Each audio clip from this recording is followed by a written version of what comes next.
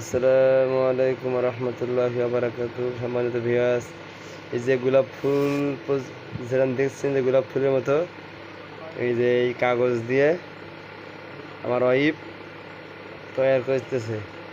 এই যে 3-4টা ফুল বানাইছে, এই একটা বানাইছে, আর ওই যে দেখছেন আমাদের ঘরের ভিতরে এই একটা একটা সুন্দর, আবার এই যে একটা বানাইছে সুন্দর করে, আবার ওই যে একটা দেখছি, যে এই দেখছেন এই যে একটা আছে, আর এই যে সুন্দর করে বানাইছে।